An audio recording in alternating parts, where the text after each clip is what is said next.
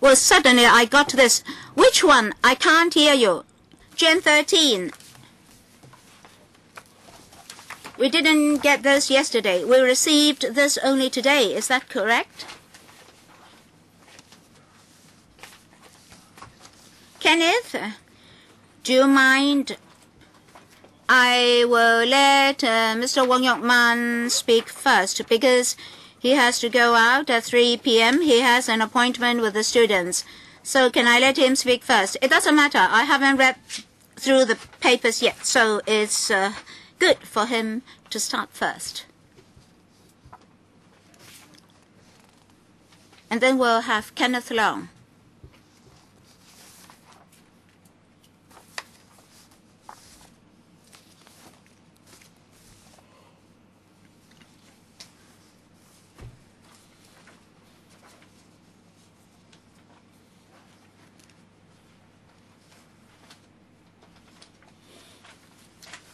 Where are the dozens of papers?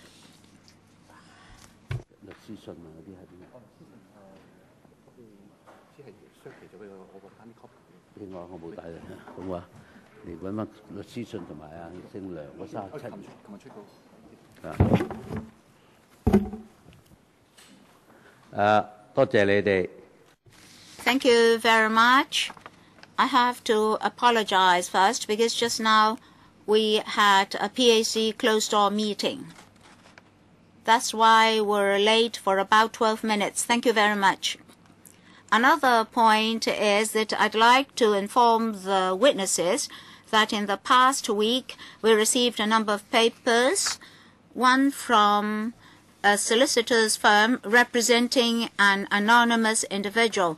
I've passed that to our members. And then Mr. Leung gave us a paper of 37 pages. That's in our hands, but we do not intend to pass that to non-PAC members. We'll consider those papers and ask our questions.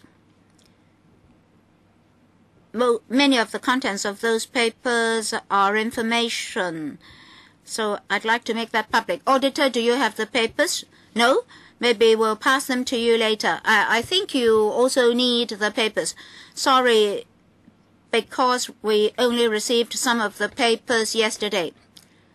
So let's start. First, Mr. Wong Yok Man. Thank you, Mr. Chairman.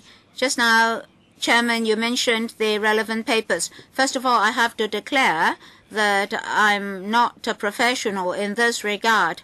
We only speak by way of common sense. By common sense, we try to understand the contents of the papers as well as the queries, in particular those in relation to air traffic control and related services. First of all, I'd like to ask why the contract was deliberately changed. When the tendering documents were drafted, the CAD already decided that the ATM contract would be given to this company, and points ABC of the contract were changed. That's to Raytheon Company. First of all, a change in standards. In past tendering documents, there's a mandatory requirement that the bidders have to provide installations similar to the system ordered. But this time, ATMS was changed to a reference system of a company with no less than 40 staff posts. This is a deliberate lowering of standards. Only 40 personnel with 35 odd flights, but we need 120 ATCs and 68 flights per hour in Hong Kong. If the third runway is commissioned, then may increase to 100 flights per hour. I think the Director General should understand this very much. Now, if we lower the standard would be very different from that for Hong Kong's airport. So number one, why should you lower the standard? DG?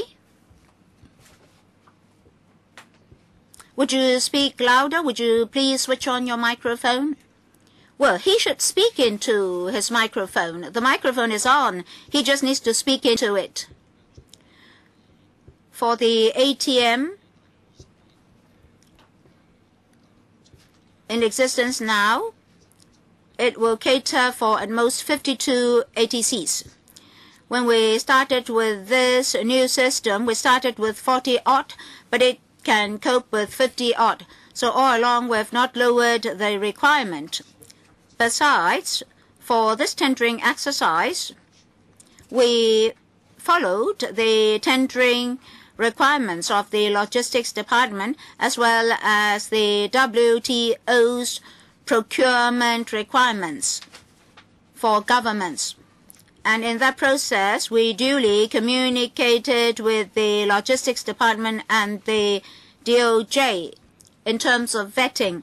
So we're not of the view that the tendering documents have tried to accommodate a particular company or particular system. Thank you, Chairman. Mr. Chairman, when he says so, he must provide us with specific information.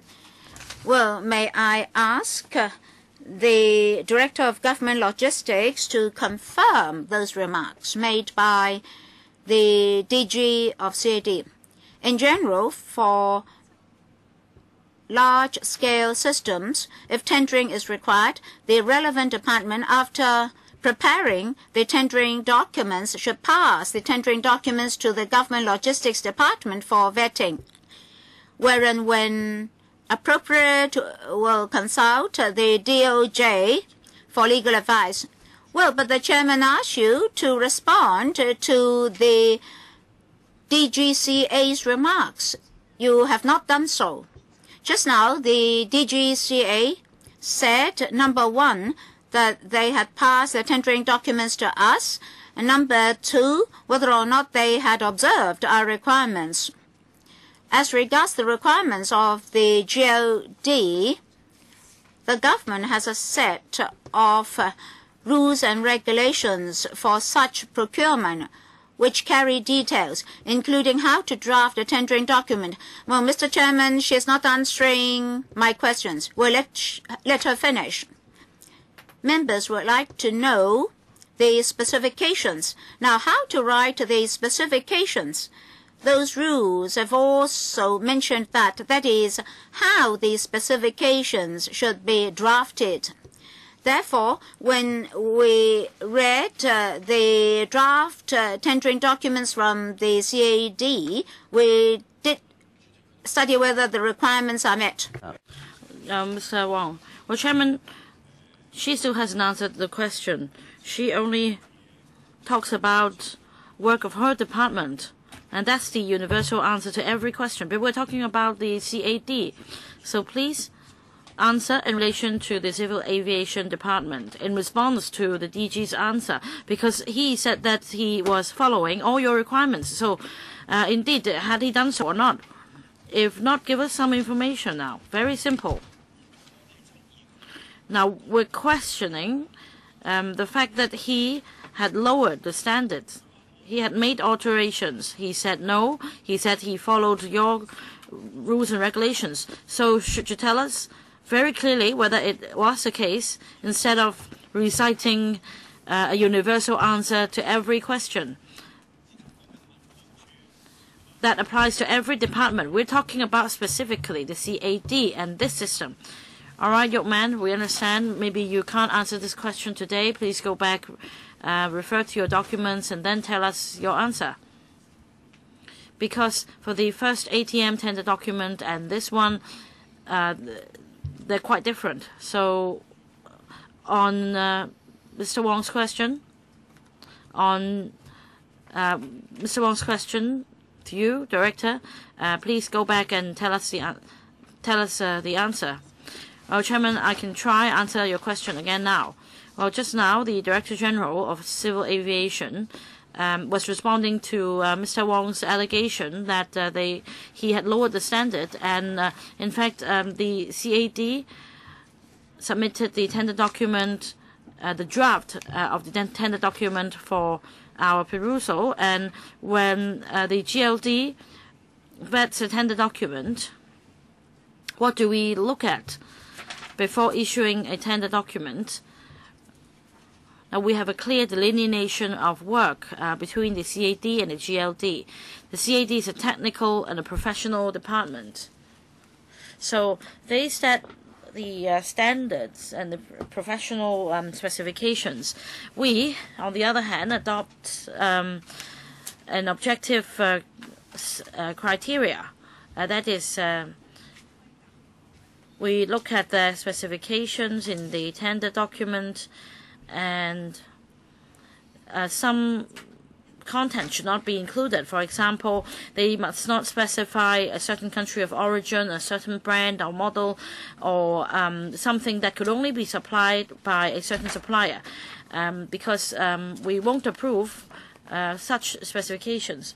So we must make sure that the specifications they submitted only contain generic functions and specifications. As for the standards, we must respect the professional department's judgment. And based on their specifications, we then assess the tender document in terms of its fairness and objectivity, and that there should not be any bias in favor of any company. Chairman, my question is very simple about lowering the standard of the specifications. And then the DG passed the buck to the GLD, and then the GLD just now said that they would not interfere with their professional specifications.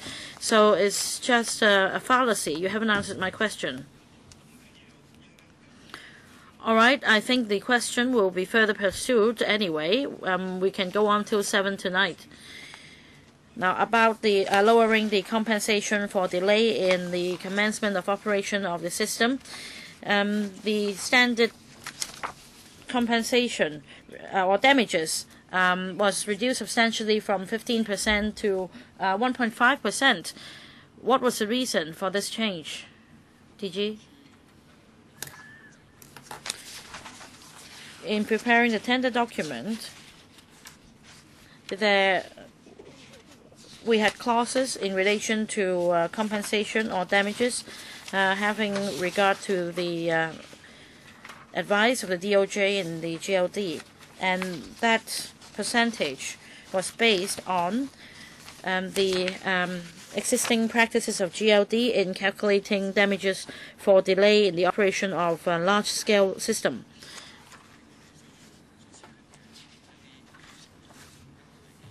As for a delay in the system, the GLD calculates how much in terms of costs are involved, and using this basis, we then impose a cap of 100 days delay, and again that was based on the details provided by DOJ in considering compensation for delay in the operation of the system, and hence we set out these matters in the tender document. Are you referring to 17.2 of the tender document under section 17?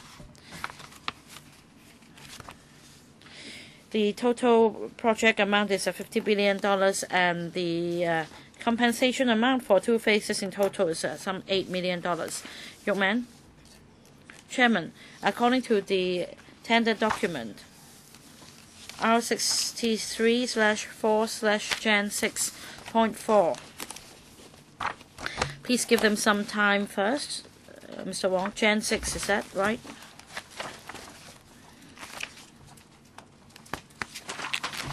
Yes, do proceed. Page 4 or page 2.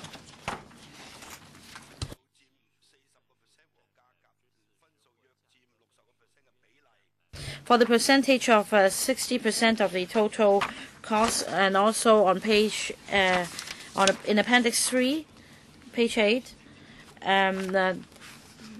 the successful bidder won over tender A because of that, and also on page 15, the contractor's bidding price was lower than tender A, and on 2 revisions on bidding price, the Raytheon Company of the United States submitted a bid similar to tender A. So would it be unfair in terms of the weight of handling by the CAD at that time? Well, Mr. Wong Yuk-man, some of the content here has been deleted for the sake of fairness, is restricted. So that's a very simple question. Were you unfair? So I'll let you ask your question. Please allow them to answer. Chairman, thank you. Well, we need to consider the time gap. After awarding the contract,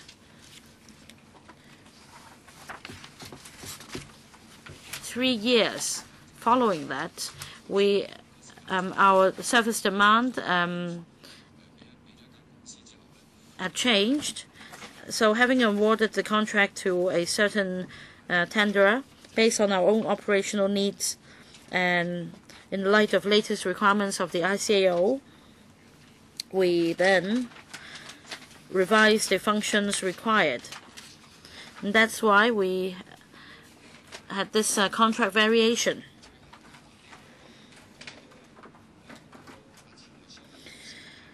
So although after contract variations the price was similar, had we awarded the contract to tenderer A at first, then if necessary, when we needed to implement changes because of operational needs, we also needed to consider the costs involved.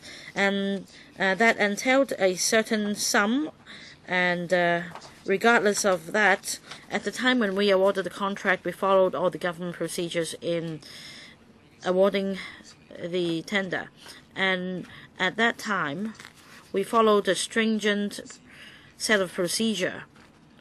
And the tender was awarded to the tenderer with the highest score. Treasury, you were involved in the Central Tender Board, right? Please give us your answer based on Gen 6. Please confirm that. We confirm that the Central Tender Board had an approved marking scheme in advance, and the tender was awarded in accordance of that, and it was approved by the Central Tender Board. Gen 7 R63/4/Gen 7, page 2, second paragraph.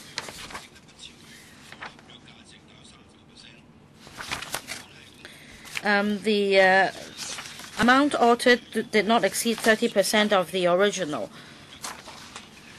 and if it exceeded 30% because of the need to enhance the system, would the Treasury approve the alteration or not? And what criteria would you adopt? If it exceeded 30% of the total contract sum when it was submitted to the Treasury, we would read the justifications, because any contract variation would be considered very carefully before approval was given. So in relation to this case, it had not reached the 30% ceiling. If it exceeded 30%, however, in the event of that, we had the procurement regulation, and we would vet the application based on that. But this is important in future if the government is to procure complicated systems, and if the contractor then relies once again on this reason, then the whole system would break down, because they would suppress the price in order to win the award, and then in the name of refining the system or other excuses, they would ask for contract variation. So you need to have a cap. It's not just about buying furniture, tables and chairs here in Lechko. Now about the 30% of the original contract value. And then there were variation orders. If the VO, that is the variation order, was different from the whole system, then would the VO be regarded as within the 30% of the original contract value? That's Yukman's question. Well, in short, if the original contract had A, B, C, D, and now another component E was added to A, B, C, D, so would it be included in the 30%? And did you ask whether a component E was necessary? I think you're talking about a general situation, because in that case it didn't exceed 30%. Now, in an ordinary case, for any variation order to be approved, we would see whether it's within the original scope of the contract, and would also consider whether the contract variation or the variation order should be regarded as a new project that could be tendered out, and we considered it very carefully. Well, Chairman, I've asked my question. I'll wait for my second round, and may I be excused? Kenneth Low. Chairman. Well, first of all, I feel dismayed because many papers didn't arrive until today, especially Gen 13. And so please don't take us as a Superman, that we only need 3 minutes to read the papers. I concur, because it's not beneficial for us, because it will just be a waste of time. We'll need more meetings. Maybe they're also busy. We understand that, but we need to commit ourselves and give us papers in advance. It doesn't mean we would simply accept the papers submitted at the very last minute. We'll read the papers very carefully. I wish to refer to Gen 11, a letter, and the CAD responded to a number of questions asked at the previous meeting, and there was also an appendix. So I'd like to follow up on this and ask for further information. So let us read the answer on page 3 first. I asked the CAD about the name of airports using AutoTrack 3, and you mentioned Dubai, Delhi, and Chennai. And then you said that as AutoTrack 3 乜嘢？第一，我想知道你講嘅前嗰4個機場，杜拜同埋。So you mentioned Dubai, Delhi, and Chennai. Are they using systems that are comparable to our system, or are you just talking about a very small component? I want to make sure we're not mistaken. Can you clarify, DG?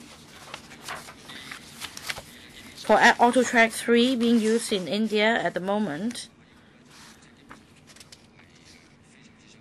basically their system is very comparable to ours, very similar to ours. So is the Indian system attached to the mainframe, or like our system, it can run independently? Because it does matter.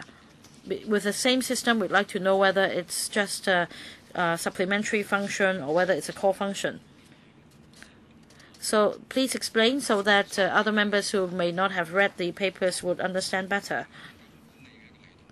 Basically, for an ATMS such as AutoTrack 3 or AT3, there are different functions. The major function is to coordinate radar signals and display them on the screen, and also to deal with air flight plans and other information. So that's basically the functions, and the major functions. The major function is to process radar signals and display them on the screen. And for AutoTrack 3, used in India and to be used in Hong Kong, it's the same. For technical analysis, I'll defer to Mr. Wu to give you more details. Thank you, Chairman. As mentioned by Director General,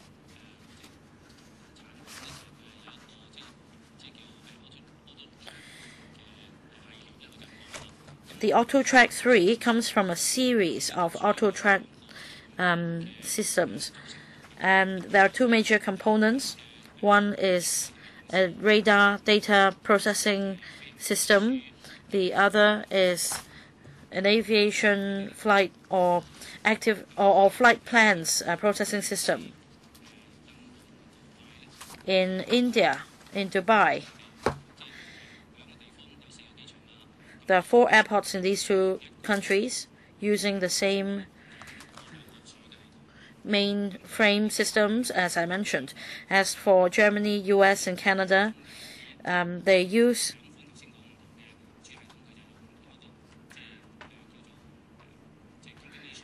a combination of some of the components in the 2 systems mentioned. So it depends on what the buyer needs.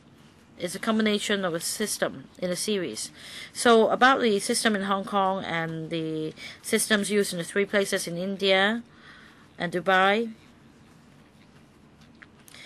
please explain a bit more. This is important as far as the evidence is concerned. So that's the case for India. What about Dubai? The same. They used the 2 major systems in that series in the product line. For the 4 reference sites, or for the airports using AutoTrack 3, do you have information showing how many air traffic control officers would be using the same system at the same time? As for how many air traffic control officers they have, we don't have information at hand. We can give the information later. For the New Delhi airport in India, we're talking about some 900 flights per day. For Dubai, the figure is similar. As for the existing system in Hong Kong, it processes 1,100 per day. So for the airports that you use as reference sites, they deal with fewer flights than in Hong Kong. And Chairman, if we give the approval, we're going to have the 3rd runway system. So why would you think that AutoTrack 3 would be able to cope with the demand, including the demand generated by the 3rd runway system? Or are you going to increase or have a further procurement in future? When we consider the new system, we already consider in great detail the status of Hong Kong as an international aviation hub, and it should be maintained, including the fact that the airport will be expanded in future. So when we prepare the tender document, we already requested that the new system should be able to deal with 8,000 flight plans per day, which is 5 times the existing system, and at the same time we can also monitor 1,500 flights or active targets on the data, both in air and on land, and that is our target, so that in the future airport expansions we should have this capacity to deal with the number of flights, so that the system could be used for quite a long time to meet service needs. Thank you, Chairman. I think your answer was rather incomplete because as far as I know, for the factory tests and site tests, we found a lot of bugs, even though you specified that the software and hardware combination can handle a lot of tasks and the specifications were great and so on. But at this moment, this is not a satisfactory system. Do you admit to that? Director General.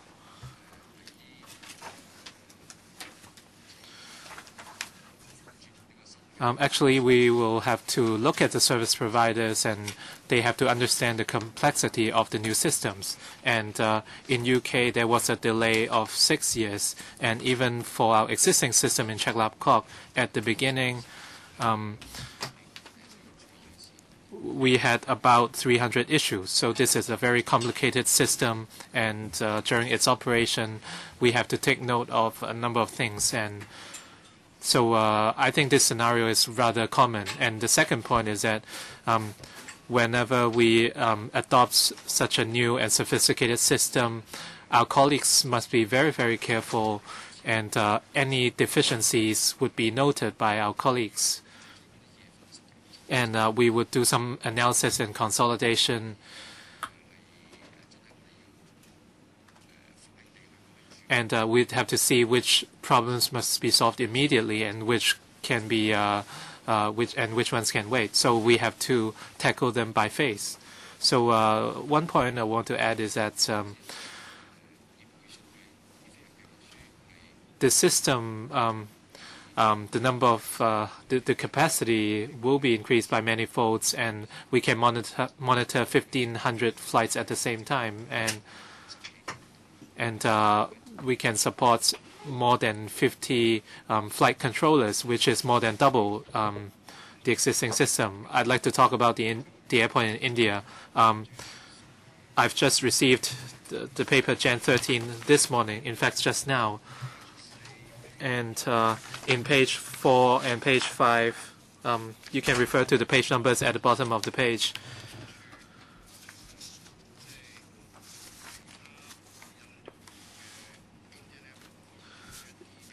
We saw that from other airport authorities, we saw the correspondence between the CAD and other airport authorities in India. And on page 5, the email was written on the 13th of March 2013.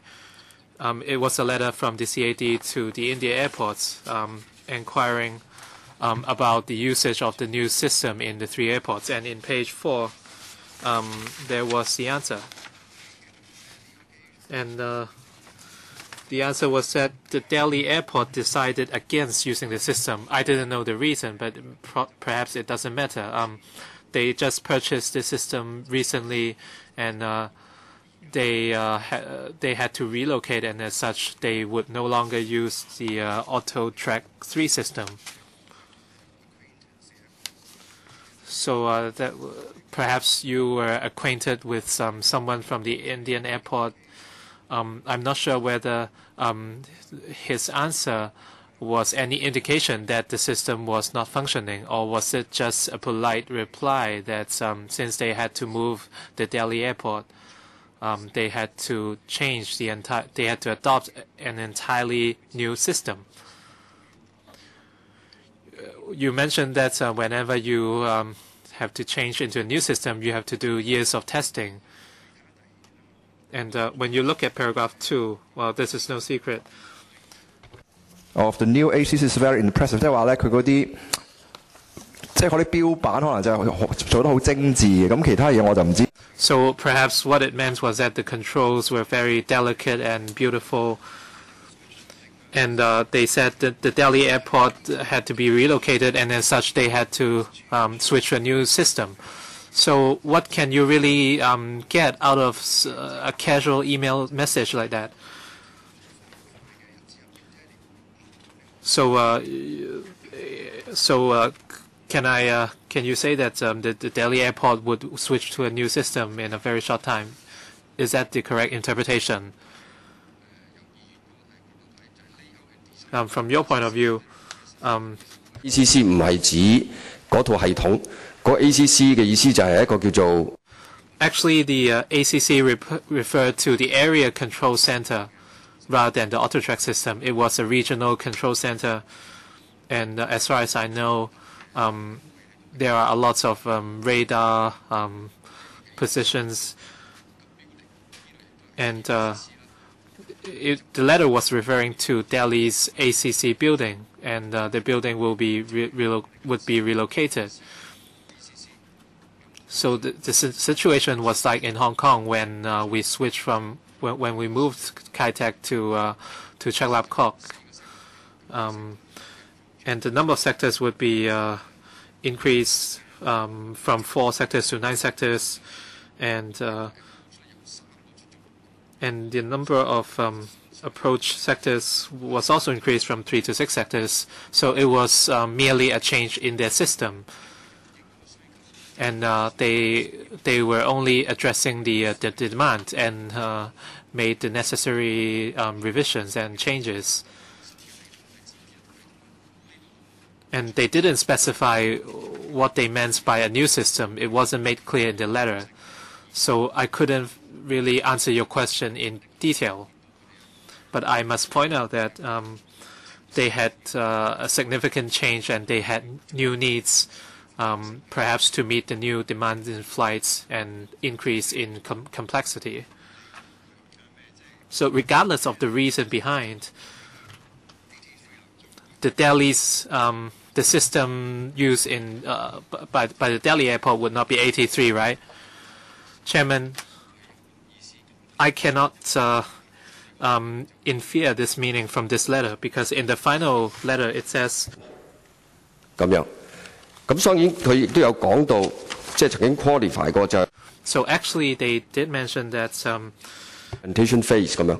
咁我諗相信呢一個 during the implementation phase 咧，其實好多呢啲複雜嘅系統咧都有嘅，包括我哋而家現。Yes, in fact, in Chaklapkot Airport we face similar issues as well. functional。咁個 new system 就應該唔係指個 auto track 3啦，係咪咧？應該咁解讀喎。present system 就係嗰個而家嘅 auto track。The present system referred to auto track, and in India, in Delhi, and we were just looking at about 1 year. So they probably spent a lot of money and they decided against using it. I wouldn't keep pressing on this question because you don't have an answer. So let's look at another email message on page 2 and page 3. On page 2, let's look at page 3. And there was a person called Willy Wonka, Willy Wonder, which is a fictional character. Well, Willy Wonder was a character in Charlie and the Chocolate Factory, in fact.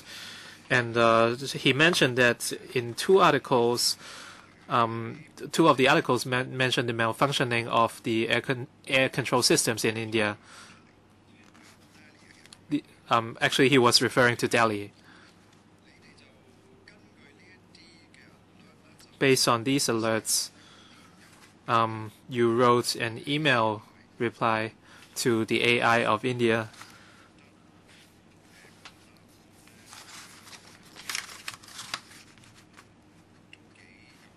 I think your reply was rather problematic. When you look at the second paragraph on the reasons for such problems, he referred to power failures, but we can also see that your successful tenderers did provide some backup and maintenance instructions, and when they provide such services, there were certain miscommunications. We were talking about the maintenance of the system, and when we see such problems, we are talking about after installation services. Let me read out part of the second paragraph. 某些人冇 follow 到，即係我唔知你哋。Some people didn't make the proper follow-up. I'm not sure whether you looked into the issue and see whether when the tenderers performed the maintenance, whether they did a proper job. Apart from supplying the system, the tenderer was in charge of maintaining the system. So I want to point out that the successful tenderer, the annual maintenance cost was very, very low.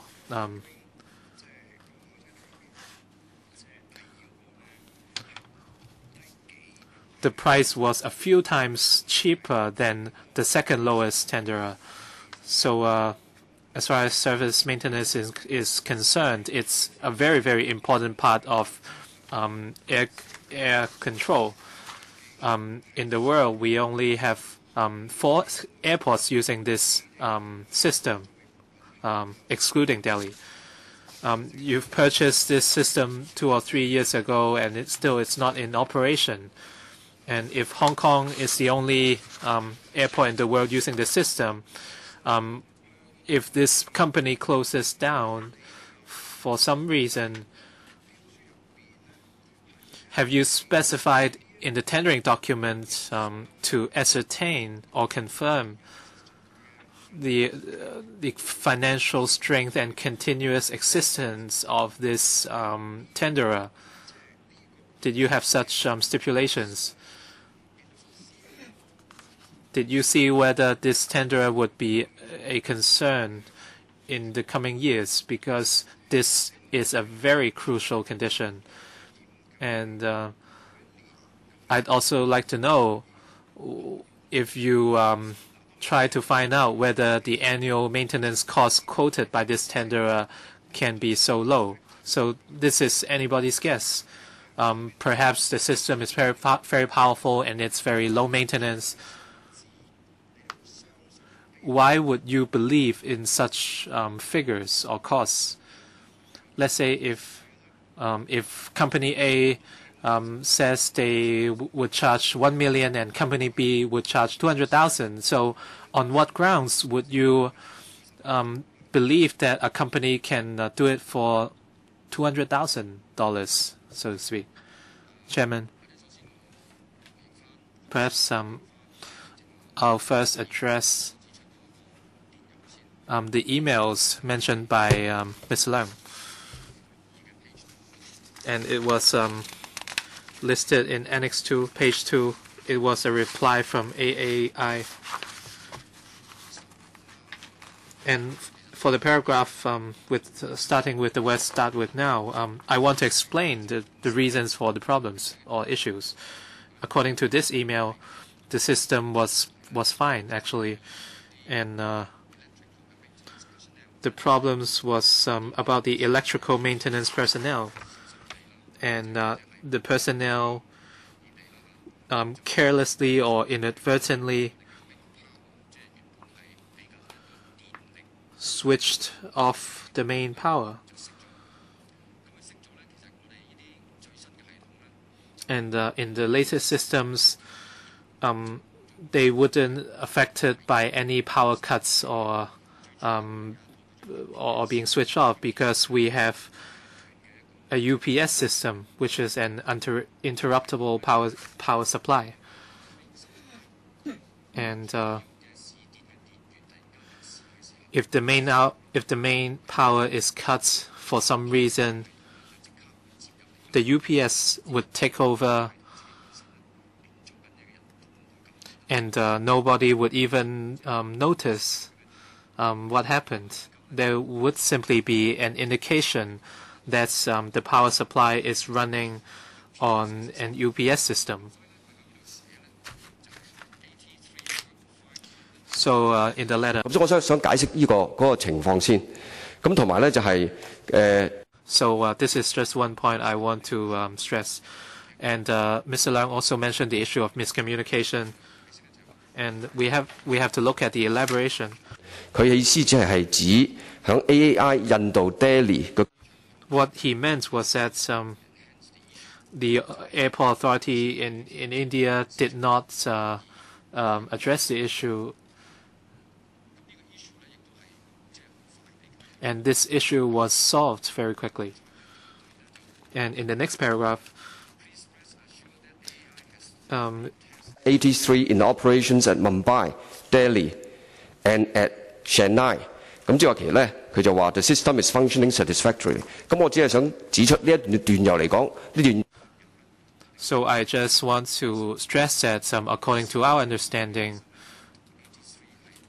the issue was completely unrelated to 83, and they have tested the system and found the operation smooth and successful, and they were satisfied with the results.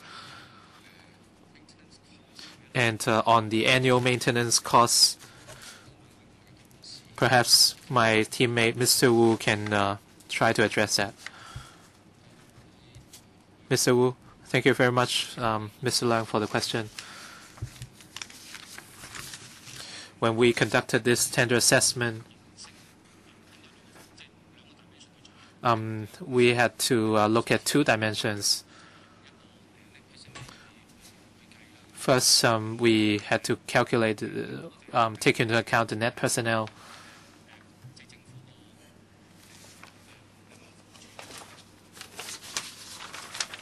We had to follow the government procurement procedures.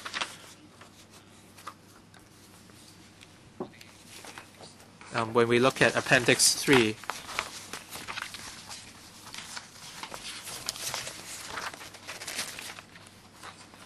Jan 11, Appendix 3.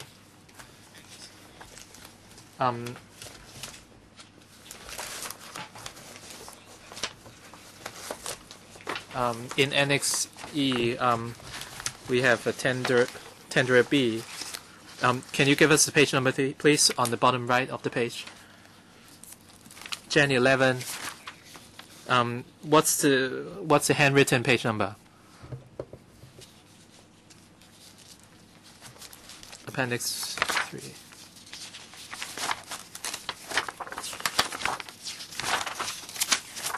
Take your time.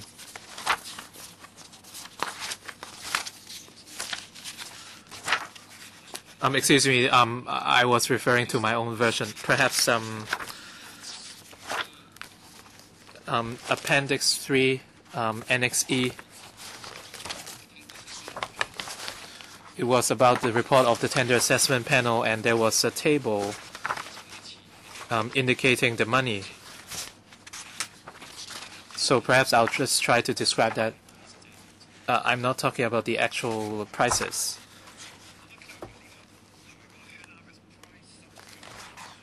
Is that the price summary of the price received before and after the page summary? That was page number, handwritten page number 100.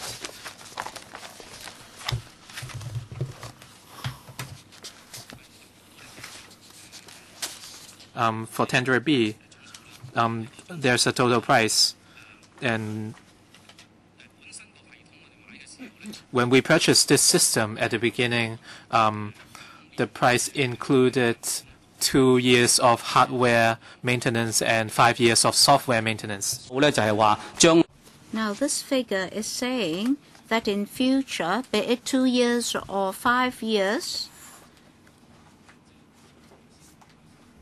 there'll be a 15 years life cycle, and here you get the total sum of money.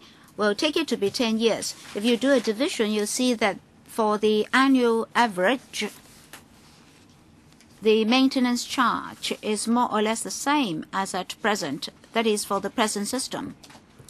So you want to say that the maintenance fee had already been included in your calculation for the 40% of technical requirements. That is for package B. It should be 60%. Is it 60%? Just now Mr. Leung asked if you award the contract to the bidder with a lower quotation price, then the maintenance fee should also have been lower. Well, why did you accept the figure? Is it because for Auto Track 3, the maintenance fee would be more or less the same as Auto Track 2, so you accepted the figures? Well, there are two questions here. Well, maybe you answer the chairman's question first. Well, would you please answer my question?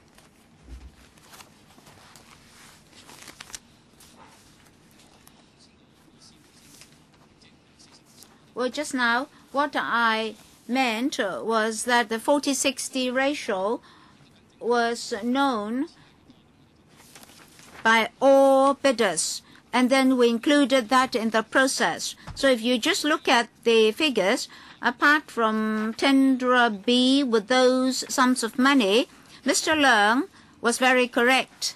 In our minds, we do have a certain norm. If you look at tender E, it's also for 10 years. The figure was even lower. That is, we conducted a reasonable assessment. Thank you. Kenneth, I know that the price structure or cost structure of every company are different. Now you're talking about tenderers A and C. For the total annual maintenance charges, there are huge discrepancies. For tenderer B, why is it so low? Because the $18 million were not included. Is it that they thought that they would definitely be able to pocket the $18 million? $42 million plus $80 million, then the total would be more or less the same as that quoted by tenderer A. Is that the case? DGCA, would you please help him? If you take out the maintenance cost, that is, you assess all the bits without the maintenance cost, tenderer B had a higher bid, right? But if you add in the maintenance cost, the tenderer B would have a lower bid. So Mr. Leung's question is, if you had included the $80 million, then plus the $40 million, then the total cost quoted would have been more than that of tenderer A. Well, not really, but more or less. Well, just say yes or no. Just tell us the fact. Well, Mr. Chairman, it depends on how you view this. If you look at 15 years, then the price discrepancies did exceed $80 million. If you take 15 years for calculation, if you ask us whether or not we could separate the maintenance fee from the total amount, in fact, in the tendering document, they're required to provide maintenance for 15 years. Kenneth? Well, perhaps I should stop here for the time being. For the Bureau's reply in Gen 11, I still have a lot of questions. Mr. Alan Leong? Mr. Chairman, I have huge difficulty in following Gen 11. Well, they use, for example, 指附錄八 in the Chinese version, and sometimes VVII, that is Roman figures, in numbering their appendices and annexes. Is it possible for them to do better? Or was it their intention to confuse us such that we would give up? But of course, we wouldn't give up. But the difficulty generated because of this problem is really huge. Now, we asked a whole series of questions for them to answer. In their answer, they have all these appendices and annexes, some short, some long, some in English, some in Chinese. Anyway, I'll proceed slowly. Ellen, that's why we got the handwritten page numbers to help you. Oh, yes, you have the handwritten page numbers, but we don't have a table of contents. If you try to help us, please help us thoroughly. I understand that the Secretariat would like to help us. I really don't understand. When you prepare the papers for us, you should think from the angle of the readers. Now, Mr. Chairman, apparently we're facing a deadlock here. Now, the system had been delayed for 2 years in terms of commissioning. Now, if you read answer B, you'll see that this 83 system was only used in Dubai and Delhi and Mumbai and Chennai in India. Is it that we're particularly compassionate or with deep feelings for India and Mumbai, or are the airports much better? Now, these systems are to be used for at least 10 years. And from the paper, we can see that Dubai is no longer using the system, and the 3 airports in India are no longer using the system. Delhi has used a new system under which it can cover Mumbai and Chennai, apparently. That means Delhi is not using it. Mumbai and Chennai are together. They're not using the system either. So only Dubai remains. From the information here, Dubai is only using the system as a backup system. Now, if next year, for Hong Kong's airport, we commissioned 83, then in the world will be the only airport using 83. Why is it so? Is the system particularly good? Or are we going to demonstrate that Hong Kong is unique? For such systems, you should have gone through all the major airports in the world such that we don't need to worry about repair and maintenance and parts. And now, in future, only the Chek Lap Kok Airport in Hong Kong will be using the system. Do we have enough personnel to maintain the system and repair the system? This is actually a common sense question. Why is it that only 3 places in India and Dubai were using the system, and of course the situation has worsened since then? Why is it so? DG, would you please tell us the history? I think you had gone to all the airports in the world except these 3, right? And you picked the system. Is that the case? You went to other airports and witnessed their disadvantages, but you hadn't gone to these 3 airports. So would you please explain why is it so? Can you confirm that you had gone to many airports in the world? You've been going through the whole world. This system costed $50 billion, very expensive. Mr. Chairman, Dubai is still using 83, Auto Track 3. Not just that, they now want to enhance the system. For 83, indeed, in Delhi, they had changed the system. Just now, I mentioned the email which mentioned that in the main, they were relocated from one place to another with new service conditions, so they had to expand their system. As far as I know, they also conducted an open tendering exercise and came up with this new system. Under those circumstances, we have to understand that given the supply of the present system, if we look at the new system in future, we had already conducted a set of procedures in detail in accordance with government requirements, and the supply of this system is the same as this. Are you sure that it is this joint venture, not just Raytheon? That is the one in Chek Lap Kok is under a joint venture. But 83 was under a sole proprietor, right? Don't tell us that they're the same. Otherwise, you're just like cheating us. Well, can you confirm what I said? Yes, you're correct. Then you shouldn't be using that expression, because if you say they're identical, it's not true. They're a joint venture previously, and now this is a sole proprietor. Well, Mr. Chairman, perhaps I should defer to my colleague to see whether it was a joint venture. Well, perhaps I might not have used a very precise term.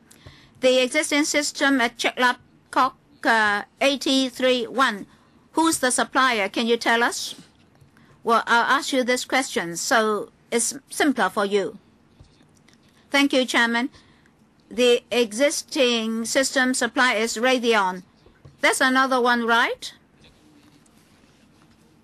WTO sued the partner, right?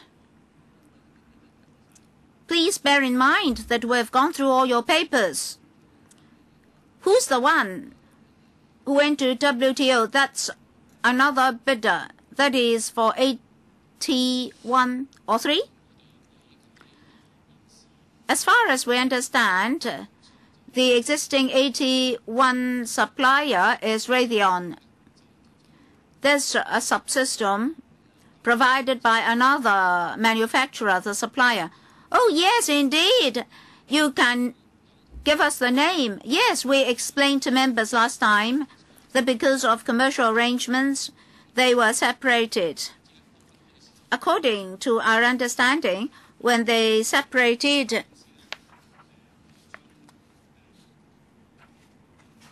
the other partner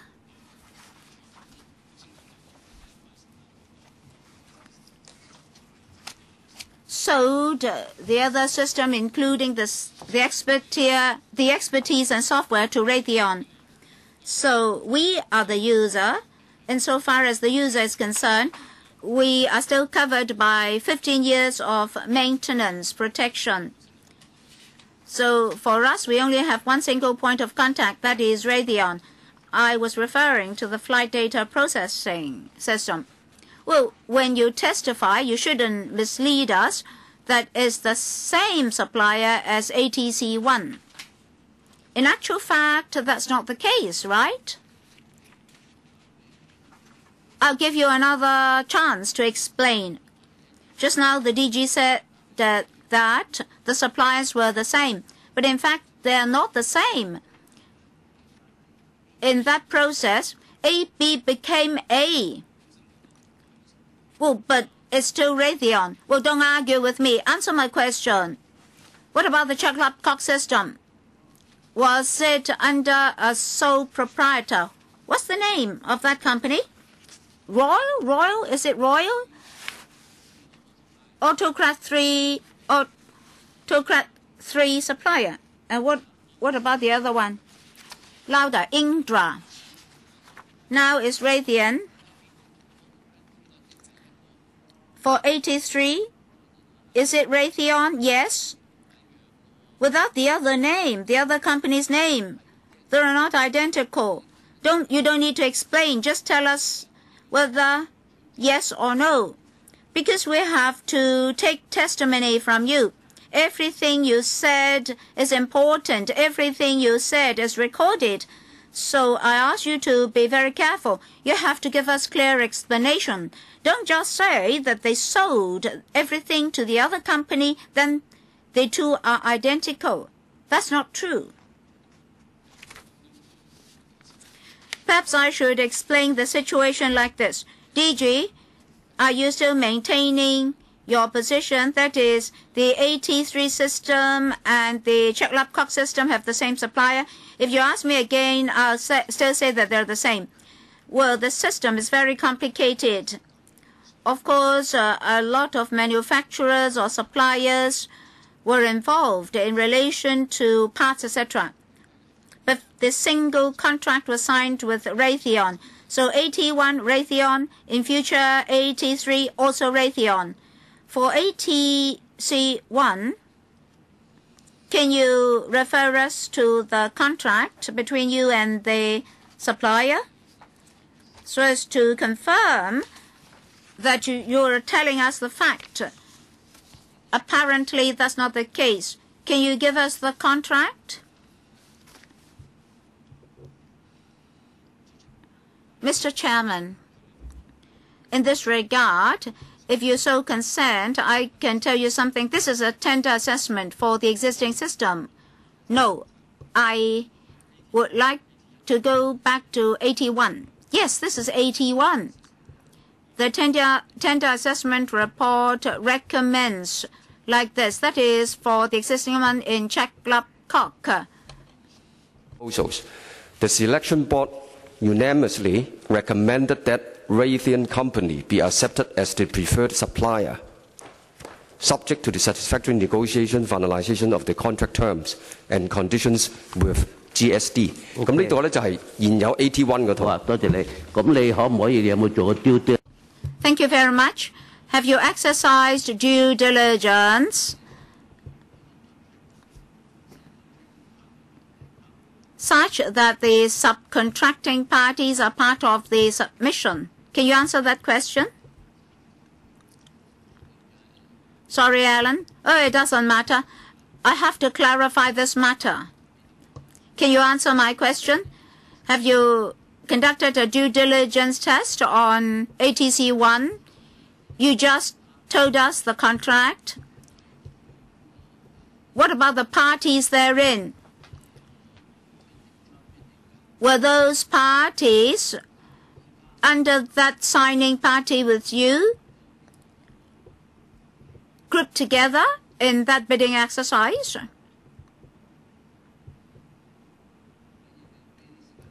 It doesn't matter. You can go back and spend some time on this. Just go back and dig out some information for us. Because according to the information in our hands, it's not like that. Well, Mr. Chairman, I'll go back and find out the information. Well, we asked you for information, but you provided those information like squeezing toothpaste out of the tube. Alan? Mr. Chairman, for ATC3, only Dubai and the 3 provinces in India are using it. Well, they, of course, wanted to sell the system to many parties, many jurisdictions. Well, did you try to understand whether they tried to sell the system to other airports and the other airports found the system unsatisfactory and rejected the offer? If ATC3 is something good, they would sell it to many jurisdictions. When you collected information, did you ever think of asking them for a set of background information on which airports, which provinces, of which jurisdictions had been offered the system, but in vain? Well, this, of course, was done by the CAD. The GLD won't be doing this. Just now, the Director of Logistics had already made this point very clear. DG, we also understand that other tenderers had submitted their bids and that failed, and they challenged the result. And for the unsuccessful tenderer, as we understand, their system is not used by many countries in the world. So that's not what we considered, but rather the requirements set out in the tender document. And then we gave scores according to the stringent marking scheme and awarded the contract to the bidder with the highest score. In setting out requirements and in reviewing the tender document in Jan 11, Appendix 1, which page, please? The handwritten page number. Well, they don't have handwritten page numbers. Well, Chairman, perhaps the Secretariat can help us prepare a TOC. Appendix 1, page 13, is it? Appendix 1. Which page? 13.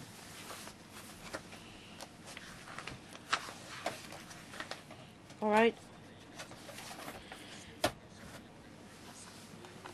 In fact, it shows our correspondence with all the reference sites asking for information about the reference sites.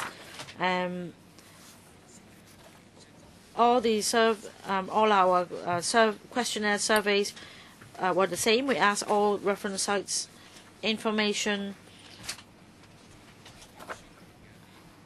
in order to assess whether they could meet our operational requirements, and that's one part of our work. We have other parts, so let's just focus on this, Chairman. You sent a questionnaire containing, you send questionnaires to all the airports. How many replies did you get? Now, as Chairman puts it, did you exercise due diligence? Now, the LegCo approved funds of such a huge amount, and last time, according to the evidence we took, In fact, for your tender board, I don't recall whether it was 2 or just 3 members who were also involved in AT1, whereas for other members, they had no experience. And if you ask the inexperienced staff to handle the marking scheme, then it's just a failure. So to the minds of the general public, we would feel that it should be done this way. Even if you want to install an air conditioning unit, you should ask the buildings which have this supplier's system installed, how many years have the unit been in operation, is it good. I understand for AT1, of course, as pointed out by Chairman, is a system by not just Raytheon but Raytheon and another partner. But anyway, you did not do what you should be doing, and that's just common sense, in my view. You just took that since you have been using Raytheon system, you might as well use the system again. And that's why you based your tender document on the Raytheon system. And as it turns out, only Dubai is using that system. And I don't even have information at hand, apart from Dubai, nowhere else in the world uses the system. So why are we choosing this system which only Dubai and Hong Kong use? This is a simple question. We don't need a technical answer. Just tell us why this system, or we choose a system which is only used by Dubai and Hong Kong. Well, DG, because in clause 8.4 of the tender document, and please refer to your tender document, you have the obligation to seek information and views from airports around the world using this system, and it's in clause 8.4 of the tender document. So please respond to Mr. Leung's question. The tender document is very clear. Thank you, Chairman. Of course, apart from clause 8.4, we also have clauses 8.1 to 3. So 8.4 should be read along with other clauses in para 8 to find out what the spirit is. And the tender document have been prepared and approved very stringently and approved by the GLD and the CTB. And in selecting the supplier, we had not in advance chosen which bidder it should be. As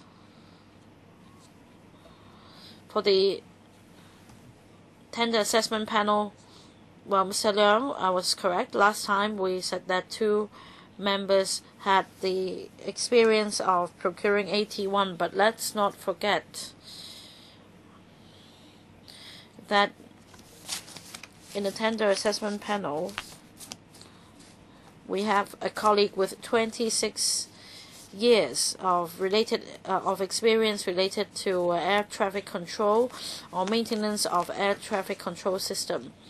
And for the remaining colleagues, they also had some 20 or 23 years of experience. And on average, they had 16 or 17 years of experience. So if you say that the colleagues sitting on the tender assessment panel were inexperienced, then I have reservations. Now, just one final follow-up question, Chairman. My question still hasn't been answered. Mr. Low, DG, just now said that questionnaires were sent out. So how many were sent out, and how many replies did you get? Please give us some information.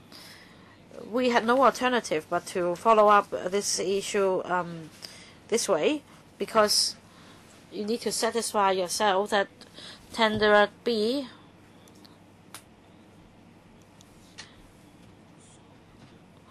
was capable of developing a system for the airport in Hong Kong, which might run for more than 10 years.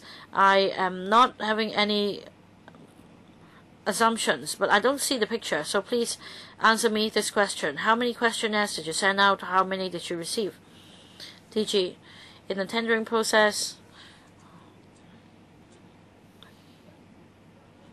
5 tenderers submitted their bid, and at stage 3 we sent out questionnaires.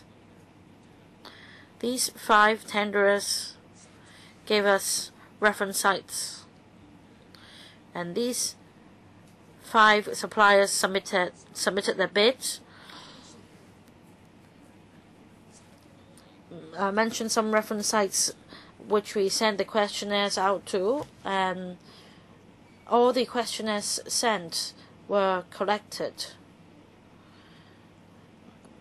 I have another question. Give us some papers about Dubai, India. In fact, it's in Appendix 1 of Jan 11. DG, I want to read it out to you. Why I talked about clause 8.4. You talked about clauses 8.1, 2, 3. All have to do with the track record. However, you cannot just exclude 8.4 because 8.4 is very clear. Serves the right to request additional references and such other supplementary information, either from the tenderer or from the users as it considered necessary or desirable by the government. 係咪你 consider？ 係咪你覺得係唔需要呢？如果你覺得唔 So was it the case that you considered it not necessary? If you considered it necessary, why didn't you ask them for reference? Because you talked about clauses 8.1, 2, 3, and 4, and Mr. Leung just now asked you about the clause. So before awarding the tender, did you write to Dubai? Not just as a general inquiry when the tender document was prepared, but specifically on clause 8.4. That was the case before the tender document was prepared, and then Mr. Wonka wrote to you, and then you replied by saying, and the question was on whether the document or whether the tender was awarded at the time. So, if somebody from India had sent a letter to you, why didn't you ask for reference from the 3 airports in India or in Dubai, according to 8.4? Chairman, I'll defer to Mr. Lee to take your question on 8.4. Chairman, 8.4 should be read along with another clause. Well, don't talk about 8.2, just focus on 8.4. I'd like to explain how 8.4 should be applied, because for 8.2, it says that the government can contact the bidder for reference sites and could consult the users of the reference sites. So we did that. We sought views from the users, and then if we were not satisfied, we could, according to 8.4, ask for supplementary information from the supplier on other reference sites. So 8.2, any evidence to show you did ask, because it wasn't just about 8.2. As DG pointed out just now in Jan 11 Appendix 1, there was a questionnaire. We're not talking about a standard questionnaire. You've reached stage 3 and before awarding the tender, according to 8.2, 3, and 4, something must be done. It's really questionable why you would use a standard questionnaire to answer the requirement in 8.2. DG. We sent questionnaires and we visited the supplier site, and we asked the suppliers to give us papers for assessment. And we were at stage 3 of the tender process. And it was a continuous process. Very often, we would only require a supplier or a manufacturer to give us written information to prove the system. However, we also sent questionnaires asking for reference sites, and we also visited the factories. Now, because even if we were provided with reference sites, the users might have different needs. It might be a 20 or 40% departure. DG, you repeated many times already. That's written in 8.2, but according to 8.4, it's very different. For 8.4, there is the word user. In 8.2, user is not mentioned. Why is it that for a $500 million system, you could totally disregard it? You were given this power and you did not exercise it. Let me put the question this way. Did you write to India, Dubai, to US, any one of them? You talked about 8.2 because you did a questionnaire as general information, and you said that you were satisfied. But for 8.4, it's expressly provided that in the tender document, and the director of logistics also agreed that you should do so. It's not up to you to decide what to do and what not to do. That we are just trying to find the truth. Can you answer me?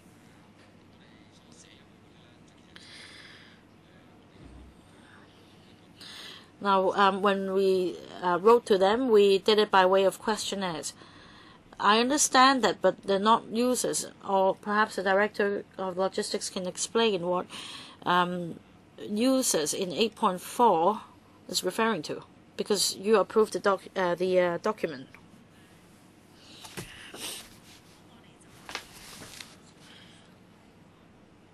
Chairman, well, generally, when we vet a tender document, 8.4 should be read along with 8.2.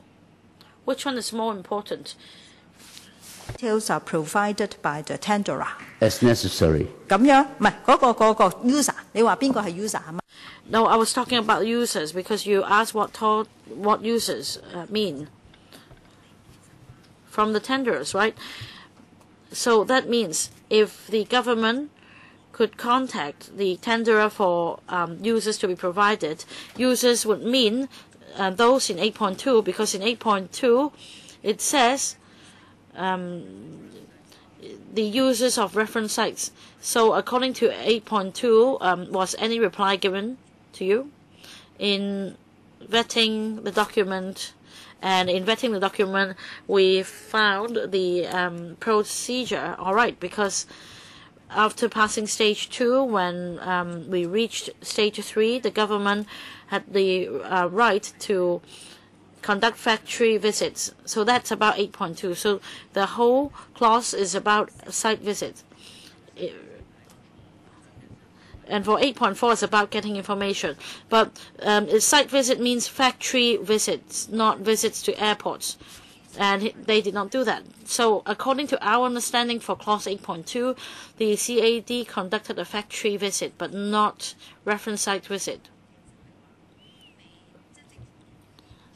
The government may do that. That's according to the clause. And it's up to CAD to decide under what circumstances they should do it or not. And you agree that they might do it and that they did not. So do you agree that for a $500 million system to be procured, $500 million can provide for a number of schools to be built? Do you understand, Director? This is public money. Was it really necessary to do that? That's my question. We're only reading from the papers. which give us the truth. So if this is the system for 8.1, 2, 3, and then you just send out questionnaires for checks to be ticked, if so, we really need to look at the logistics issue, because for 8.4 it says not only site visits but also information from users. Was it because at the time India hadn't yet used the system, or what, Director? When we vetted the document, our understanding was that for 8.4, for the type of information sought in a checklist format, that's about 8.4, because 8.2 is about site visits, 8.4 is about getting information. And after getting information under 8.4, if there are problems reported by other users of reference sites, they could get further information. That's 8.4. Our understanding was that they completed the factory visits in 8.4. Director, can you please explain to the other director when Delhi in India started to use the system? At the time of awarding the contract, had the system in India been implemented or not? Because at the initial stage, they also had many problems. So our question is very clear. We'd like to have a time frame. Please tell us when the system in India commenced. So had the tender been awarded or not at the time when 8.4 was supposed to be implemented? Because we need to be very careful. This is public money. We need to perform our gatekeeping role, and we need to exercise or perform our role in accordance with Article 73. So, when did you procure the system? When was the Indian system? When did it come into operation? Well, I'll defer to Mr. Yip to give you more details. But you don't know the situation in India, right? Thank you, Chairman. Chairman, you can look at a response. I just want to highlight part of it. Response from the questionnaires for tender B. On handwritten page number 33. And that's a response on the sites. And for the ATMS implementation, it was crossed out.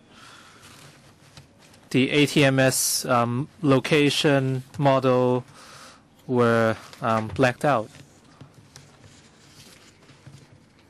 I believe they were referring to ATM3. They might be talking about another model, but I wasn't sure. But it was referring to ATM3. When you look at the acceptance, the actual acceptance date was the 27th of December 2009. For the letter sent to the reference sites, Chairman, you can look at handwritten page number 27. It was only sent out on the 7th of May. So we were looking at less than 6 months. Between 27th of December 2009 to the 7th of May 2010, how many days are we looking at? And the date of ATMS put into operation was November 27, 2009. But even when the system was put into operation, it doesn't mean it was satisfactory. So there were less than 6 months. And you told us that with 6 months you had made careful considerations, but the report did not satisfy the 6-month requirement by stipulated in 8.4. 6 months. So you had to accept that, right? And then you had to put it on the paper as well. I want to address the previous response first.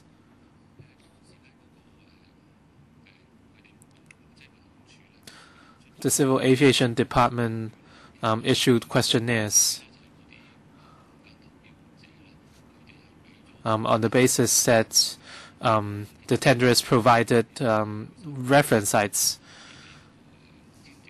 and letters were sent to all these reference sites. And this year, and at that time, according to the info by tenderer B, they did not provide any Indian airports as reference. They provided reference sites in US, Canada, and Germany.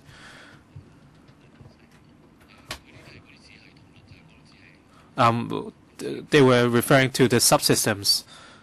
So they didn't go to India. And at that time, we asked why they didn't go to India. They didn't submit any Indian reference sites. Perhaps the system wasn't handed over yet at that time. The reference sites submitted did not include India, right? But at the end, India adopted such system. So do you think we need to really look at the users in India to see if they were satisfied with the system? So is this really the spirit of point 8.4? In the tender process, they didn't satisfy the requirements in 8.2 because they didn't mention India on the list. Perhaps I go through the tender process, and maybe the CAD can add more later. And during the assessment process, we didn't just look at the factory visits or the reference sites. And in steps 1 to 3 of the process,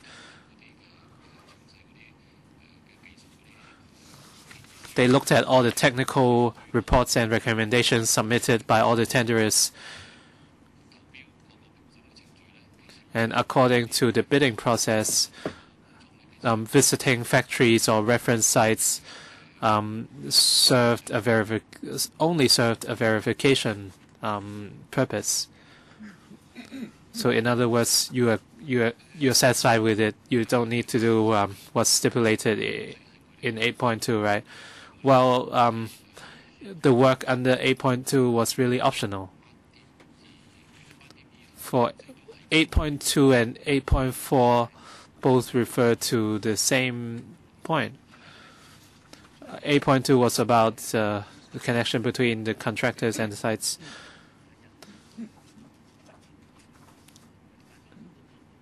And as mentioned in 8.2, there was no mentioning of India.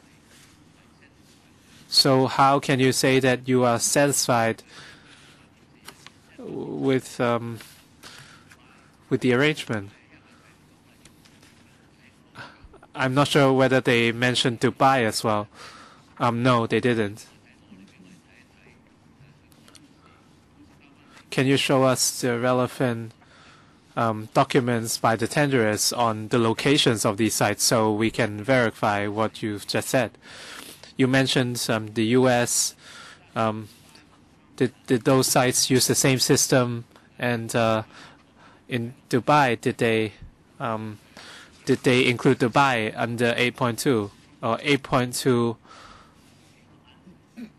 was only a reply from the supplier? But subsequently, when you approved the tenders, the conditions have changed. These documents are too complicated, so we might have missed something. So we can only see the imminent situation. But you might have a more, you might see something at the end of the tunnel. We can only see what's right in front of us.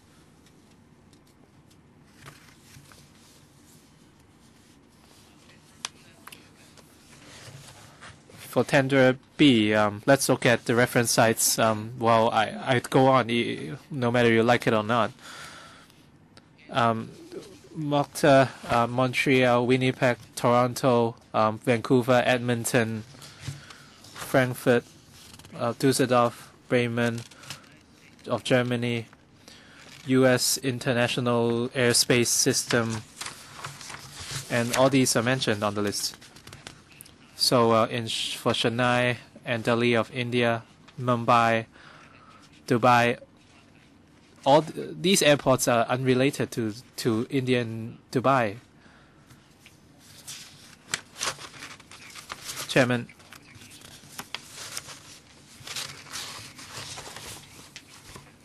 I'd like to clarify the relationship between the subsystem and 83. When you look at Germany and Canada, when these airspaces use the subsystem, I doubt whether this is a valid verification. If the CAD finds these sites relevant, so what's the point of having these two questionnaires? These questionnaires are rather problematic in themselves. Whenever DG, whenever you share papers with us, we are very meticulous. We would read every page and every word, and we would look at every point.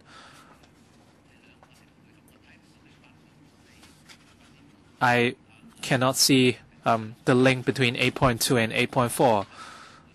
The reference sites mentioned were different, so how can you conduct the evaluation under 8.4? 8.2 failed to serve the purpose, but 8.4 is really the gatekeeper. Next, Mr. Paul Chair. Thank you, Chairman.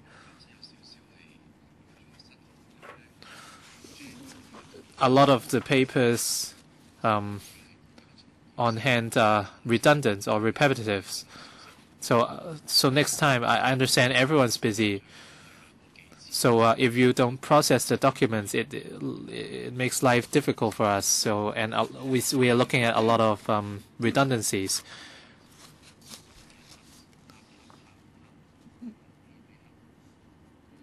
Sometimes,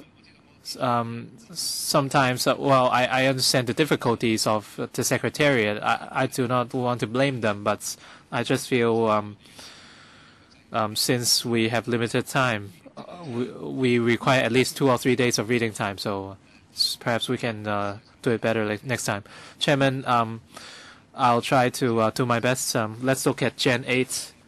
Let's go back a little.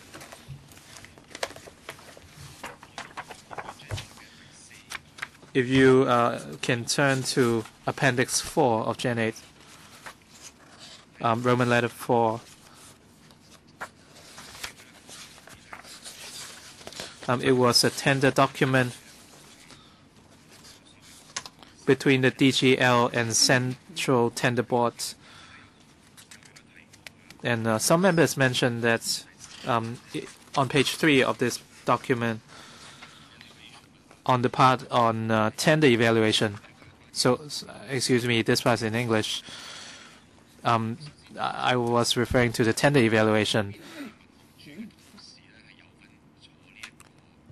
Are any CA staff representatives present here today involved in the evaluation of this tender?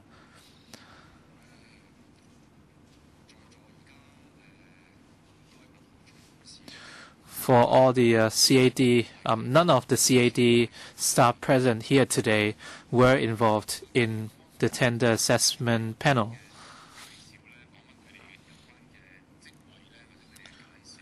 And when we look at their positions, can you tell us their respective scope of responsibilities? Yes, we can tell. So who was the chairperson? According to the paper, it's the chief electronics engineer. What was his or her name? Is it okay to disclose this person's name? Perhaps we don't need to know the name. Yes. Yes, can you give us some, please allow some indulgence. I'd like to know about it. I'd like to know the name. So DG, if you feel you need to disclose it, or if you want to protect a retired officer, then you have the right not to disclose it. This person has retired, so I do not wish to disclose his or her name, but I can share the name with Mr. Chair afterwards. I'm not trying to blame retired staff, but we do need to confirm some information because we don't want to blame the wrong person. Is there anyone called Peter Lang? You can choose to answer or not, DG. Yes, we have a Peter Leung, but he wasn't the chairperson. So what was his position? Can you disclose his position?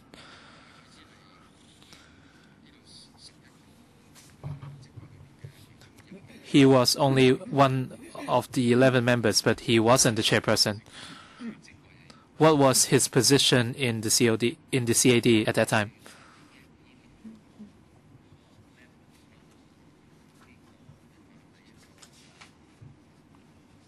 Can you point out his position from this list, from the members list?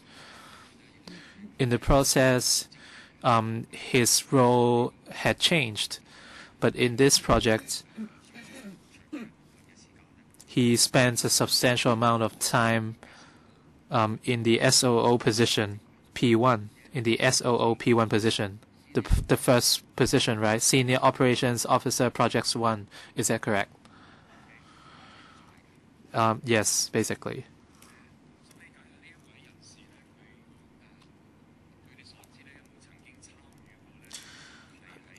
Had this person been involved in the training or installation process of Pt1? Did he have such background? From his experience, he, as far as I remember, he should have been involved in training work from Kai Tak to Chablak Kwok. He was involved in the training work of Pt1.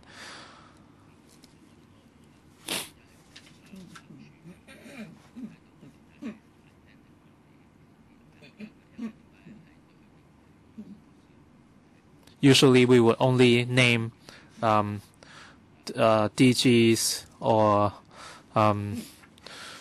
director grades because we might affect them. So maybe you can try to rephrase your question. Let's be fair to everyone. As chairman, I think you also agree that we should be fair. But in some cases, we need clarity. Otherwise, we're just going round and round. We're not going anywhere. We have a lot of names in these documents. I'm just trying to save time for everyone.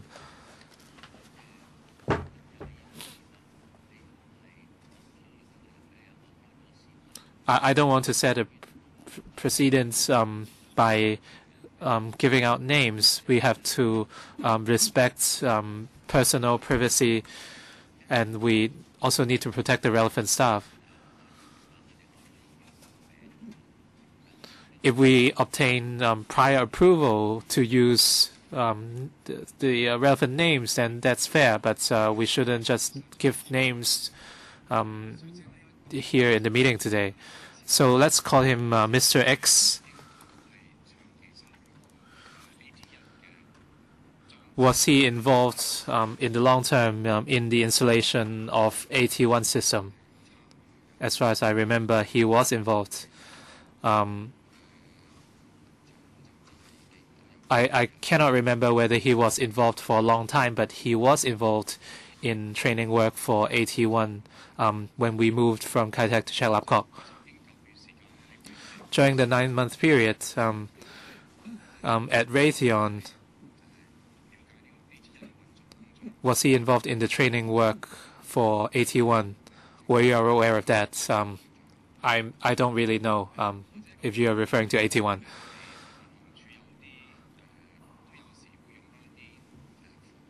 Sometimes the CAD would provide auxiliary services.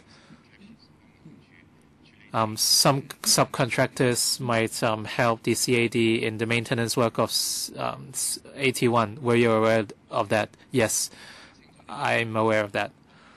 So let's call another person, Mr. Y. Well, if you're both referring to the same person, you can use Mr. Y. So perhaps next time you can obtain permission if you wish to use his name. Are you aware that after Mr. X retires, did Mr. X work with Mr. Y, or was Mr. X hired by Mr. Y? Are you aware of that? Director General, I cannot really answer this question because I'm not sure who Mr. Y was. I only knew who Mr. X was, so I cannot. I don't want to really give an answer. But at that time, we cannot give names. Do you know whether Mr. X, after his retirement, was involved in any work with Mr. Y? If you are talking about Pt1, as I remember, after retirement, Mr. X did not perform any training work for Pt1. So I don't want to pick on the words, but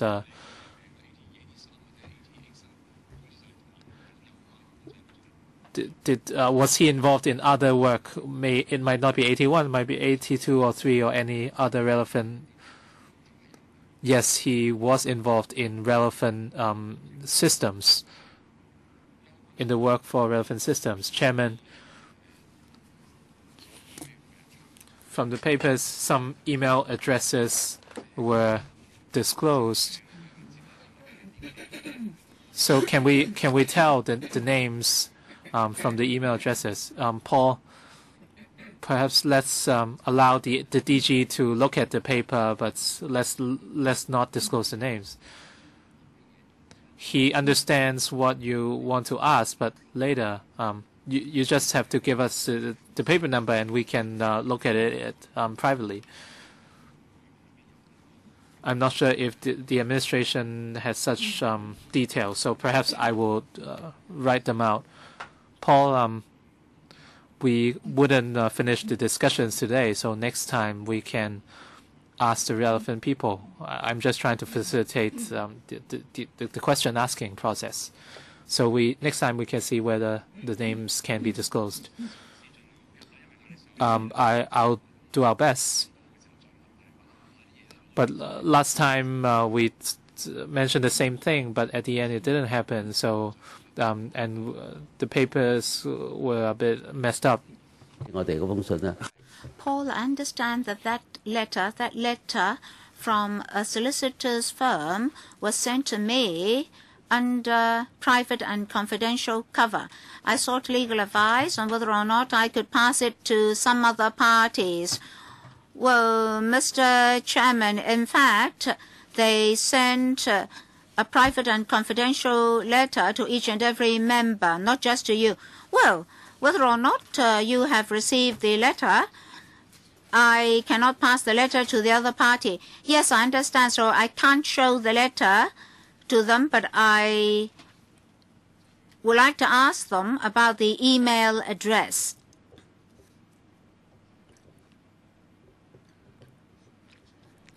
If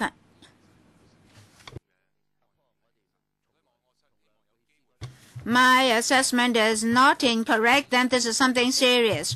Well, we have to be very cautious such that our assessment won't be incorrect. Oh, yes, I understand.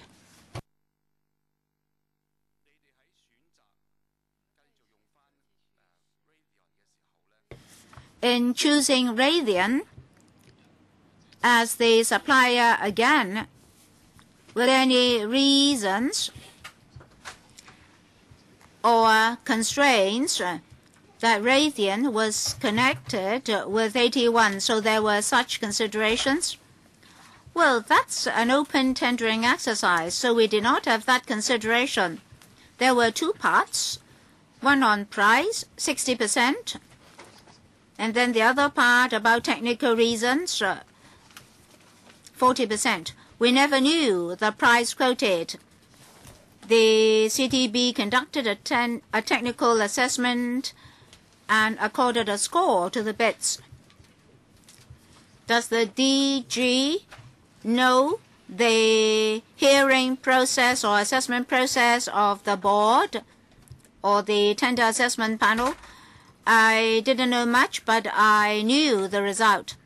When your assistants prepared the materials for you, For this tender reviewing board, when did they receive the applications and when was the result released? I'd like to see whether my colleague can answer that question. We're now digging up the information.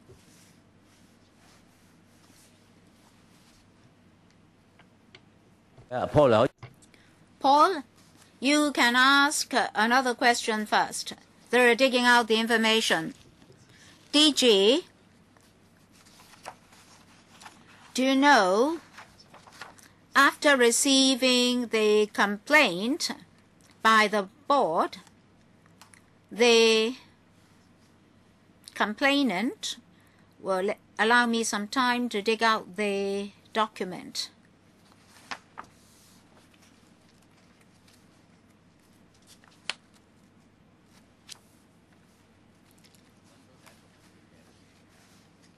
Have you found the first paper? If you have found that, then answer Paul's question while he's finding the paper for the second question. DG? The first letter, do you understand Paul's question? For tenderer A, they started to write to the board on the 18th of February 2011. When was the decision released? When was the decision released? The final decision was released on the 22nd of September of the same year, that is 2011. Paul? In that process, did the applicant ask the board for well, I have to find out the technical name. That is, to stop the tendering process pending the decision of the board. That is, to freeze the tendering process for the time being. DG, yes, they did put up such a request. The board rejected that application. Is that correct? DG? Right, rejected. Then the complainant gave up the request for a formal hearing and only asked for a documentary assessment. Did you know of that, DG? I did not know that operation. Perhaps my colleague can supplement. Who will supplement? Mr. Lee or Mr. Wu? Perhaps I'll try to supplement because I was also looking at the papers. Well, the complaint procedures are as follows. The complainant, before the complaint is substantiated, requests for intervening measures like termination of contract and other measures.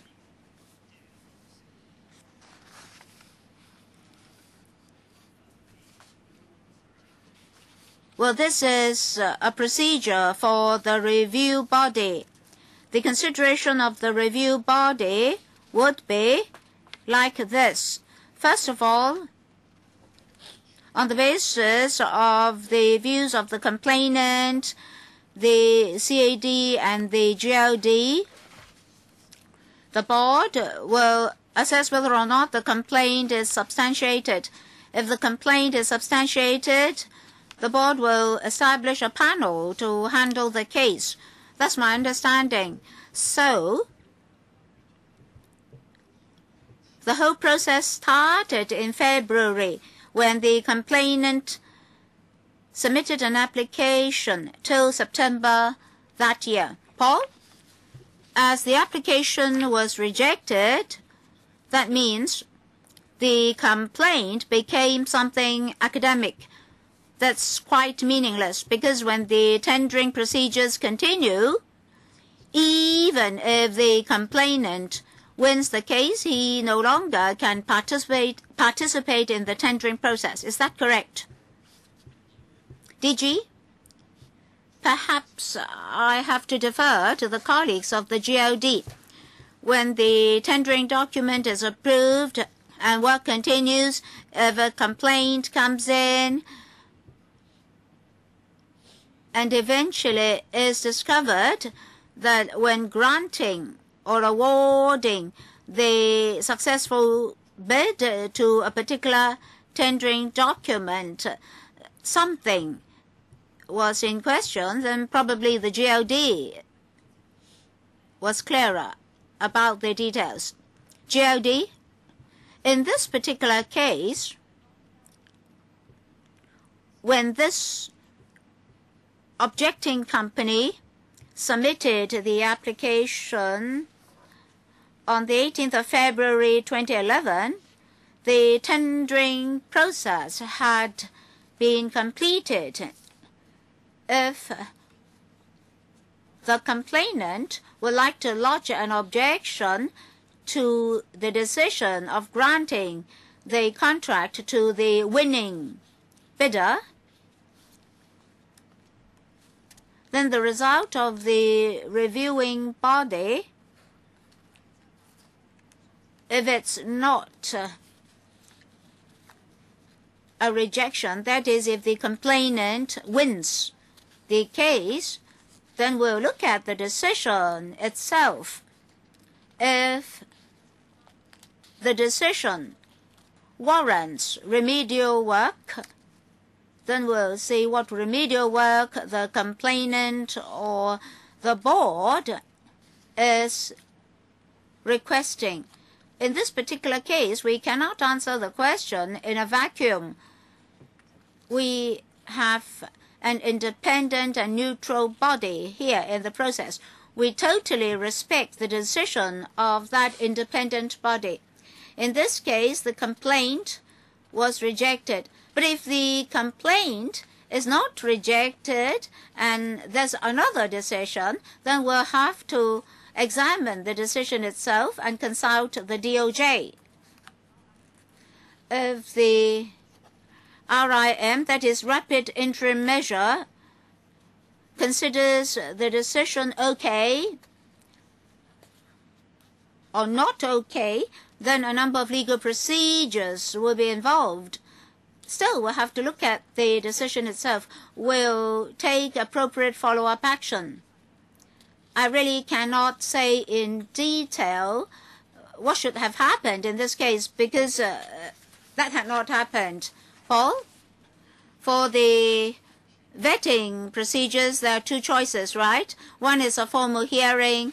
Another is the so-called paper hearing. That is, papers are submitted for the board to examine. Who will answer? GOD. I'm answering this from my experience. The assessment body or the review body was not served by us. That is, we're not the Secretariat. Therefore, we do not know their past procedures.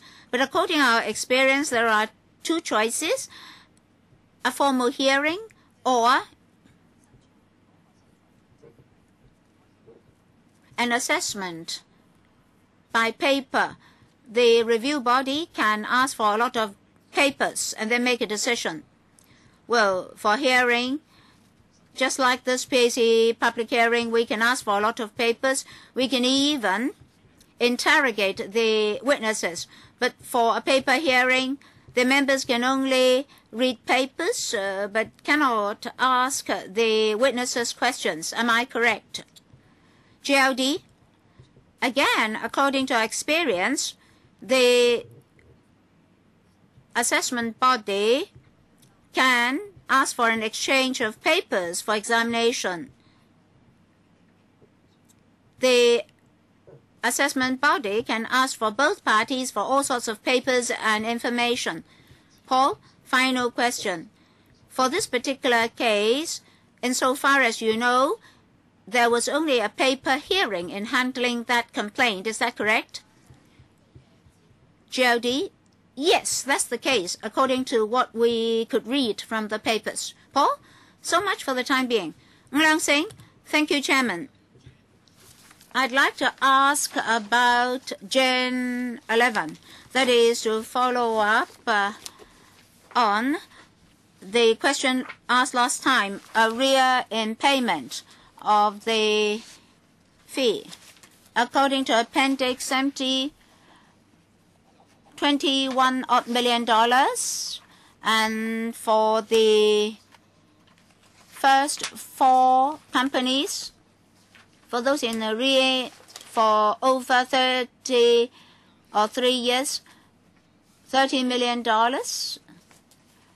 One company owed $7 million, and for company 124, they had stopped operating.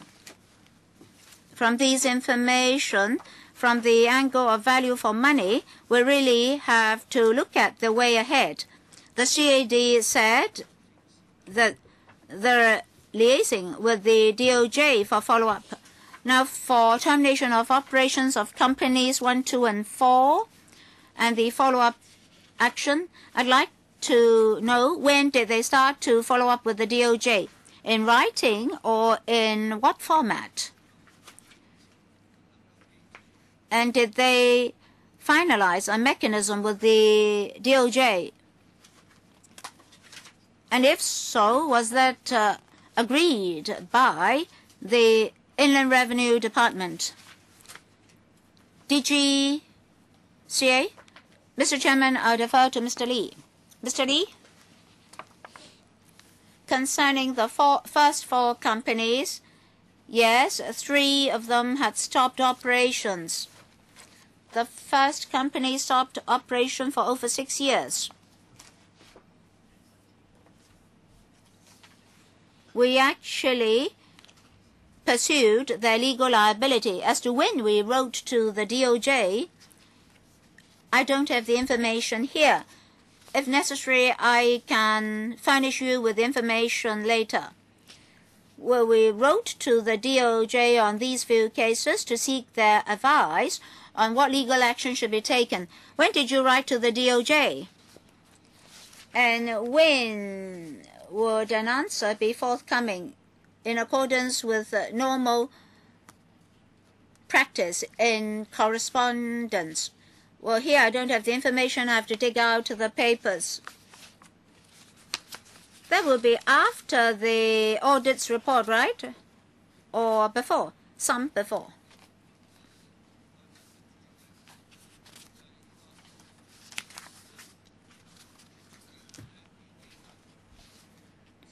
Well, Mr. Chairman, apart from companies 1, 2, and 4, which had stopped operating, there are 11 other companies shortlisted.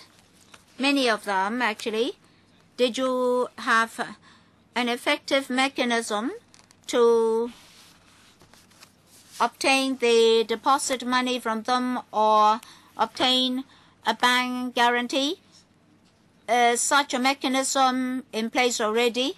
If not, when will there be such a mechanism? Because I have 11 companies here on the list.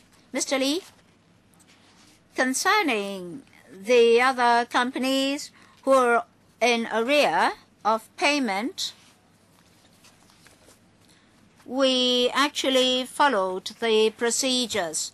First of all, we would issue a demand note as well as warning letters. Failing these, if there are still arrears, we would refer the cases to the DOJ. In particular, Company 3, well, 124 had stopped. Company 3 owed $7 million. Is Company 3 still sending transit flights here, and are we still providing services to them?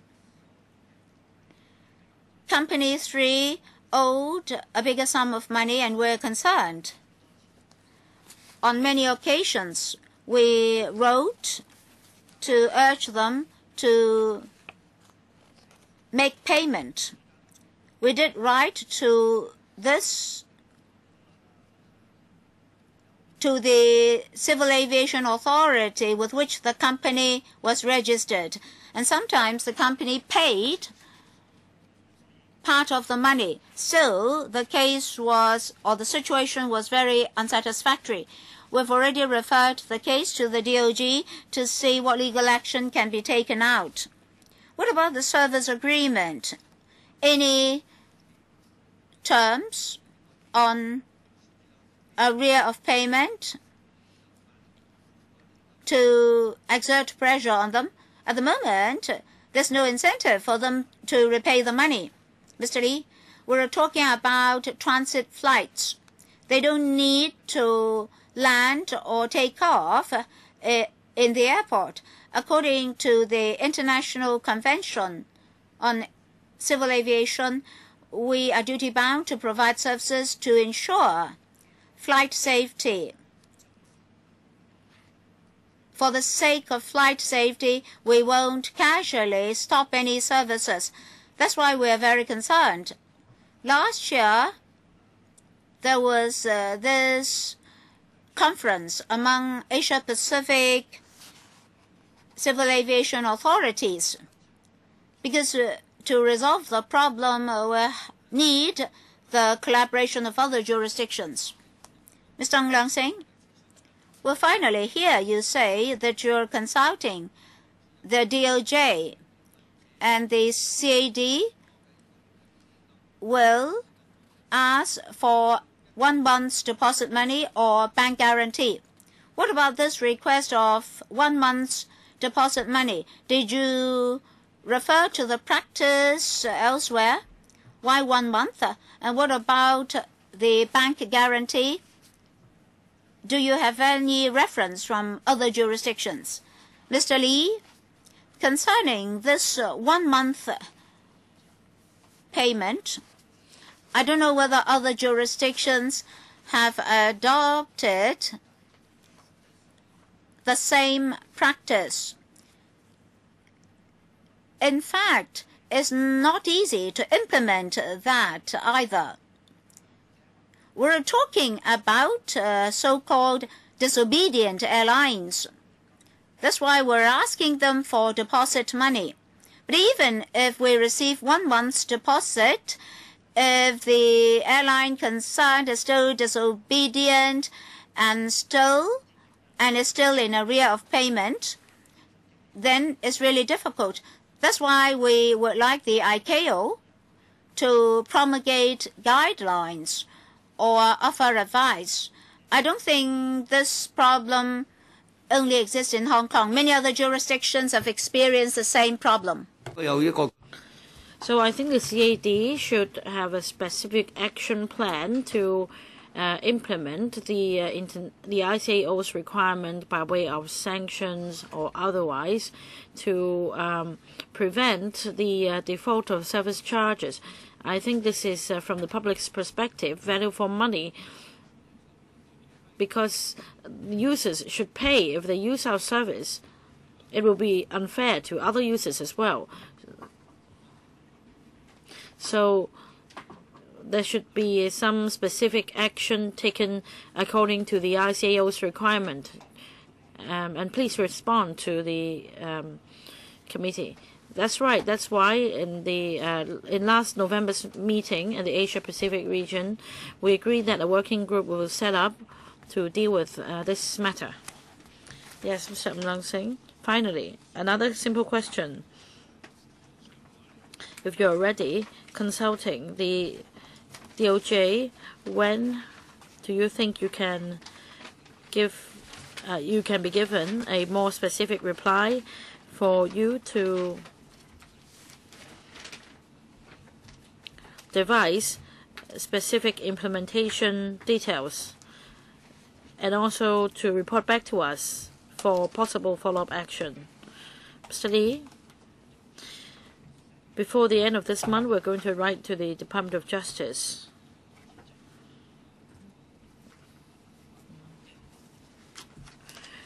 We will begin working with them in implementing this.